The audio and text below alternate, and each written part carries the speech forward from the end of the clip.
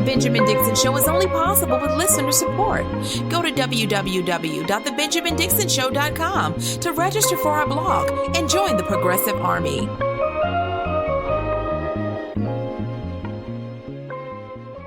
Hillary Clinton, your foreign policy has been a disaster for our country and the world. It's resulted in the deaths and injuries of so many of my brothers and sisters in uniform. It's devastated entire countries, millions of lives lost, refugee crises, our enemy Al-Qaeda and ISIS strengthened. We've seen an increase in Iranian and Russian influence in the region. Turkey is emboldened.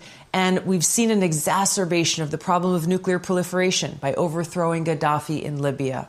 Yet, despite this damage that you have done to our country and the world, you want to continue your failed policies, directly or indirectly through the Democratic nominee. It's time for you to acknowledge the damage that you've caused. And it is long past time for you to step down from your throne so that the Democratic Party can lead with a new foreign policy, which will actually be in the interest of and benefit to the American people and the world. Okay. Enough's enough. I can't pull any more punches or even pretend to try to be reasonable with unreasonable people. This is pathetic, Tulsi. And anyone who supports this, you are equally as pathetic or perhaps just unaware of what's happening. So I'm speaking to the group of people who thinks that what Tulsi is doing is good and you're just not aware of what's actually being done to you. Everyone else, like Jimmy Dore, all these commentators who have left Bernie Sanders and are now supporting Tulsi Gabbard, tacitly supporting her, giving her the edge that she needs, they're pathetic. But first, welcome to the Benjamin Dixon Show. I am your host, Benjamin Dixon. Today is Wednesday, October 23rd. Thank you so much for joining me. Now, that ad she just put out yesterday. And she is trying. It's pathetic because she's trying. Two things are happening. She's trying so desperately to get a foothold in this campaign. And the only way she sees that she can actually do it and have any relevance, it's not her policies. Not her policies are not, they aren't what's going to make her relevant. And she knows that because she's not running on progressive policies at all. Name one policy that she's running on that's progressive. Oh, she's anti-war? No, she's certainly not when she's running on being the commander in chief. Everything about her is about, the only thing she has is that she's going to be the commander in chief. Fox News even knows that she's going to be proud of America, which in context of American history means that you're willing to wage imperialist wars across the globe. So she's not even an anti-war candidate. The only relevance she has is through this thing that happened with Hillary Clinton, which, by the way, I have to add and pause, was a misquote. I've got the audio and I'm getting ready to play it. The New York Times corrected themselves. She did not say, Hillary Clinton did not say that Tulsi Gabbard was an asset of Russia. She did not say that Russia was grooming her for a third party. She was saying that the Republican Party was grooming her for a third party, which, once you pause and look at everyone who's come out in support of her, for her, Steven Crowder, I mean, he's a nobody, but he's on social media. He's very present on social media. The president of the United States himself, Candace Owens, Fox News, they have all come out in support of Tulsi Gabbard. So while you may hate Hillary Clinton with the hatred of the fire of 10,000 suns, you cannot deny that what she actually said is effing true. The Republican Party is grooming Tulsi Gabbard to run as a third party candidate, or they may not even have to go that far because all they have to do is if they can't get her to run as a third party candidate, then all they need to do is make her voters that 1 or 2%, because that's all she's getting. But my God, people, our national elections are decided on less than 1%. So all they have to do is either convince her to run as a third party candidate or make all of her supporters so disillusioned that they won't support the Democratic nominee, who is more than likely going to be Bernie Sanders. So for those of you who just feel like she's doing the right thing because she's attacking Hillary Clinton. This is literally sabotaging Bernie Sanders. Because she's not pulling from Pete Buttigieg, as we established. She's pulling from those people who are so disillusioned with Bernie losing the primaries in 2016. And they're so disillusioned because Bernie turned around and supported Hillary Clinton in 2016 that they have left Bernie Sanders and now they're with Tulsi Gabbard, full-throated. All right, before I even go any further, because I could probably talk about this for the entire 30 minutes, but I want to pause and show you and play for you exactly what Hillary Clinton said, which in context, it matters because, one, our media sucks. From top to bottom, it sucks. I even fell for it. I should have done my due diligence and gone and got the audio before I even gave commentary on it. But this is what she said, speaking about the Republican Party and Donald Trump's strategy for 2020. Listen in. Don't vote for the other guy. You don't like me? Don't vote for the other guy because the other guy's going to do X, Y, and Z, or the other guy did such terrible things. And I'm going to show you in these, flashing videos that appear and then disappear and they're on the dark web and nobody can find them. But you're going to see them and you're going to see that person doing these horrible things. They're also going to do third party again. And I'm not making any predictions, but I think they've got their eye on somebody who's currently in the Democratic primary and are grooming her to be the third party candidate. Literally. She's speaking of Donald Trump and the Republican Party. And instead of giving that context, the New York Times rather said that she was speaking about Russia grooming her for a third party run.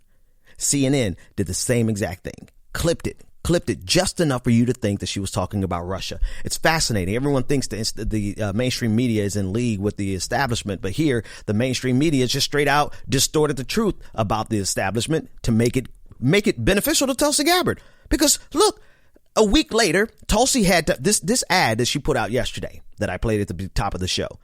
That ad came out after the correction that the New York Times made. But is anybody going to talk about the correction? No. I'm probably one of the few shows, and this is not to pat me on the back at all. I just think it's just a statement of how ridiculous our media is. That one, we all got it wrong and assumed that what we read in the New York Times was true. But then two, nobody's making the general correction as loudly as they made the accusations against her. Instead, not everyone, let me correct myself. Instead, those people who see this as a strategic boon for Tulsi Gabbard are still grandstanding on the idea that this primary is now between her and Hillary Clinton. And I have to emphasize this for any Bernie supporter who is mistaken about Tulsi at all. This hurts Bernie Sanders. It's not going to take 5% to swing this race. It's going to take her 1% or her 2% of disillusioned former Bernie supporters and any number that they can pick off. Any number that, quite honestly, the only thing a Bernie supporter should be asking of Tulsi Gabbard is for her to drop out and endorse the senator. Period. That's it.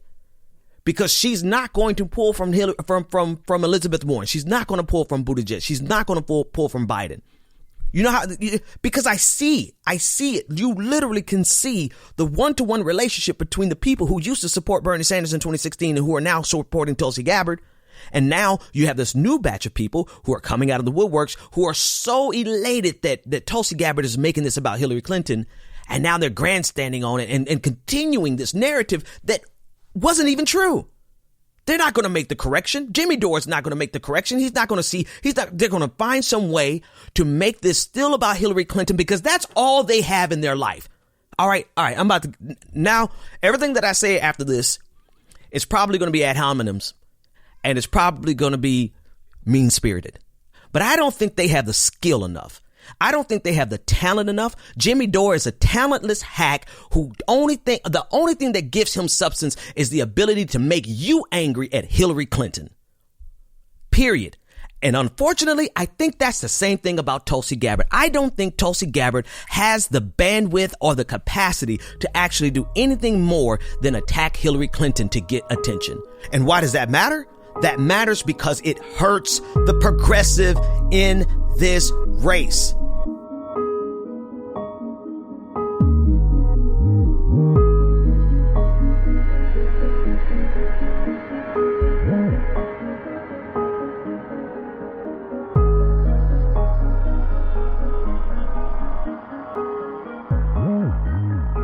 Bernie didn't have any better sense, and Bernie doesn't always get it right, and you know I call Bernie out all the time. He tweeted out in support of Tulsi Gabbard, and if he had just waited another hour or two, he would have seen that the New York Times had to retract their statement, had to retract and change, literally edited their article to reflect the truth of Hillary Clinton's statement. Now, personally, I wish Hillary Clinton would just go out in the woods and never be heard from again. Just go out and take her hundreds of millions of dollars that she's made and go somewhere to Tahiti and buy her a nice house and get her whatever type of entertainment she prefers and live there quietly for the rest of her life. The reason I want her to do that is because some of you are so fixated with her that you will inadvertently destroy Bernie Sanders' best chance to become president of the United States. And honestly, I'm sorry, let me rephrase it. I don't give a damn about Bernie Sanders becoming president of the United States. I care about the policies that he's fighting for. The reason I find myself in the position where I actually would like to support Elizabeth Warren just because of my affinity for her, I cannot because Bernie is the only one who is clear about Medicare for all and canceling the student loan debt and doing things that are going to irrevocably change this nation for the good. So I'm not participating in the cult of personality around Bernie Sanders, but it just so happens that everything that I'm fighting for is all wrapped up in one dude. And some of you are going to inadvertently make this even more difficult, or possibly swing this to Pete Buttigieg, because all Tulsi has to do is pick off 1 or 2% in the closeness of our primaries. Historically, our primaries are so close that 1 or 2% is enough to swing this. And now you guys are still supporting her by supporting a misquote that we all had a chance. Shame on me. Shame on me. We should have all done our due diligence and found the audio first. But now the audio is out, and who's going to make the correction? Not a correction in order to defend the honor of Hillary Clinton. I don't give a damn about Hillary Clinton. As far as I'm concerned, she probably thinks the same exact thing. But what I'm concerned about is how people like Tulsi Gabbard, Donald Trump, and I'll come all the way down to the muck and the mire and talk about Jimmy Dore. All of these people know you hate Hillary Clinton so much that you would vote against your own best interest. Or you would inadvertently support someone who's going to give you the same result by taking 1 or 2% away from the person who's going to give you all the policies that we need. All it's going to take is 1 or 2% to swing this election, either in the primaries or most certainly in the general election, for the love of God. The general election, even more so. If Bernie gets the nomination and Tulsi won't even have to say anything at that point, because you have people like Jimmy Dore who are going to continue doing this. You have people with large platforms who are going to continue to exacerbate this fixation with Hillary Clinton. And I'm sorry, but some of you need deliverance.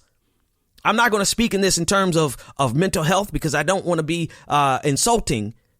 And I don't want to be ableist, so I'll speak in terms of religious jargon. Some of you are possessed with a hatred for Hillary Clinton that doesn't even allow you to see how you are being played right now today by Tulsi Gabbard and Donald Trump. And what Hillary Clinton said, you can hate her so much that you would rather starve to death than to share a piece of food with her. That's how much you hate her. Fine. But you cannot deny the fact that we have seen in action this weekend alone a tremendous amount of support from conservatives for Tulsi Gabbard. And you think that the conservatives are defending Tulsi Gabbard and attacking Hillary Clinton for moral reasons? For integrity reasons? You think they're doing anything for the purposes of doing what's right when they're caging children at the border and saying that they're not really doing it? When they're literally stealing, like right before your eyes, taking money and enriching the president by the tune of $100 million since he became president, and deny it? You think that those people are going to be on Tulsi's side because of justice or any noble notion? No, they're doing it because they know that you, the listener, you, the supporter of Bernie Sanders, are so fixated with Hillary Clinton that you would love. It will give you a physical sensation of pleasure to attack Hillary in 2020 when she's not even on the goddamn ballot. What's wrong with us? I'm trying to be inclusive there so it's not as accusatory, right? I don't want to just poke you and make you mad. So I'm going to say, what the hell is wrong with us? What's wrong with humanity? Let me make it philosophical and so it doesn't have to be personal. I really want to ask you what the hell is wrong with you that you would allow this happen, but I don't want to make it too personal because I don't want to hurt. I don't want to alienate you. So what's the matter with us? Why is it that we are so prone to doing things that are detrimental to us, to our own agenda, just so that we can have that itch satiated, so that we can have that sensation, that we can have the pleasure of attacking the one person we all have permission to hate? All of us on the left have permission to hate only one person. You can't hate Modi. You can't even hate goddamn Donald Trump. You can't consistently hate. You can't go against conservatives, but you know who you can go against on the left and get applause and get that release of endorphins and that dopamine rush because you're getting people to high five you. There's only one person that you are consistently allowed to hate on the entirety of the left of center, and that's Hillary Clinton. And because Tulsi Gabbard knows that, she does not care. She will not correct herself. She will not go back and say, that was a misquote and okay, so we'll just leave it alone. She's not going to do that. She's going to continue to feed you the hatred that you need to become disillusioned with this entire process and either support her in a third party run or just stay home. Period. That is what is happening right before our eyes. And why do I care about that 1 or 2% that she represents? Because that 1 or 2% is a combination of people who used to support Bernie. And as she grows from 1 to 2%, it's going to include people who currently support Bernie. People who support Bernie are literally making donations to this woman, to Tulsi Gabbard, all in the name of their hatred for Hillary Clinton. So I ask you, what the hell is wrong with humanity? What's wrong with us that we would shoot ourselves in the foot and give a person who literally is taking away from our chance for Medicare for all? You're giving her money to support her because you hate Hillary Clinton? Bruh. And I only ask it rhetorically like that because I don't want to alienate you as my listener and some of you as my friends. But I have to ask a question. What the hell is wrong with you? You have got to let go of this hate for Hillary Clinton because let me tell you, I have people in my life. Can I tell you just a personal note? This is the entire show, I guess. I got to take a minute to thank them patrons, so we'll do that in a second. But I have people in my life that I legitimately have a justifiable reason to probably roll up on them, and maybe I let them live, but I certainly have a reason to mollywop their ass all the way through the streets of, let's say, Chicago or LA or wherever I run into them at. But I refuse to allow that to consume me. I cannot allow it to consume me because it will stop me from doing everything else that I need to do in my life. And I'm sure, not just me, I'm sure you have people who have personally hurt you in a way that warrants your hate.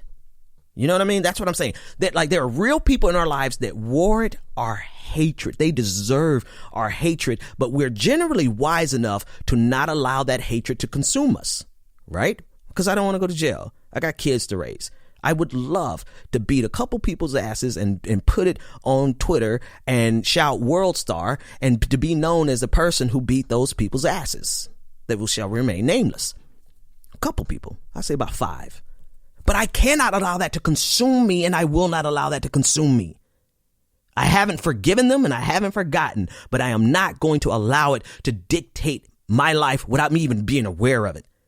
And I promise you, this hatred that you have for Hillary Clinton is being played against you right now. You are being used by Tulsi Gabbard to shave off just enough percentage from the one candidate who's going to change this country for the good like we haven't seen in our lifetimes. Don't let it happen, folks. Don't let it happen. In fact, just mute a couple of words. Mute Tulsi, mute Hillary. Do yourself a favor. Mute, block them. And I hope that I don't have to continue discussing this, but I know I will, because I know people are going to continue, because it's good for clicks.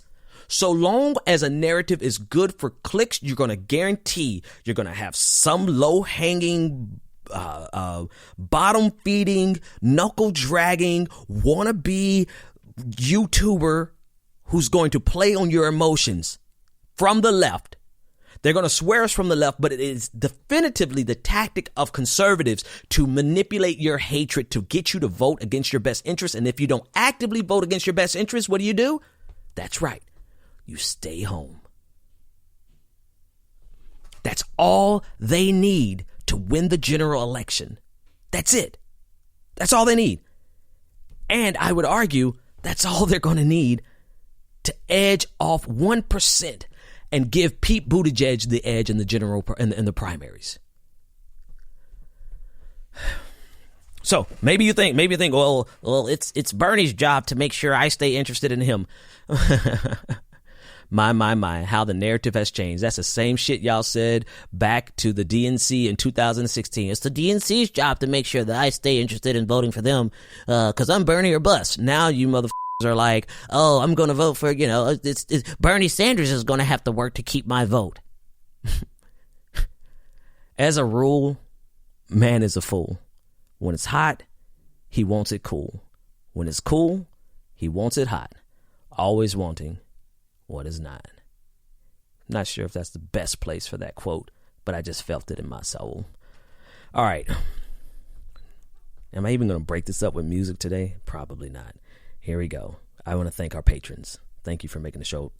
I hope I didn't chase away all my new patrons with today's episode.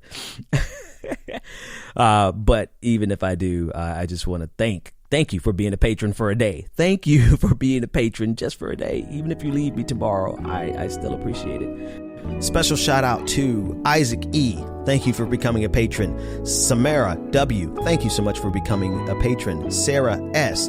Thank you so much for becoming a patron. And then I saw one of my patrons who increased from I believe it was from $10 a month to $27 a month.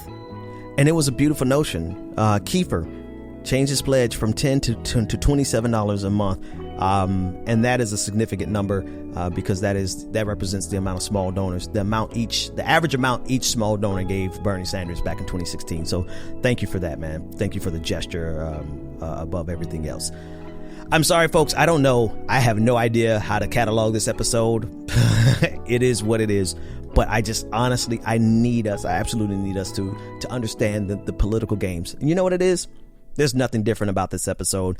I just have to speak a little more firmly and not worry about hurting people's feelings and let you know that my job is to tell you where the political bullshit is. And right now, the political bullshit is coming from Tulsi Gabbard and all the people who are trying to make this about Hillary Clinton, especially over a quote that was taken out of context. And shame on all of us in the media who didn't take their due diligence. I guess we just assumed the worst about Hillary Clinton, which is part of the problem. We all assumed the worst about her and just honest and 100% was like, yep, she said it. I fell for it too. So shame on me.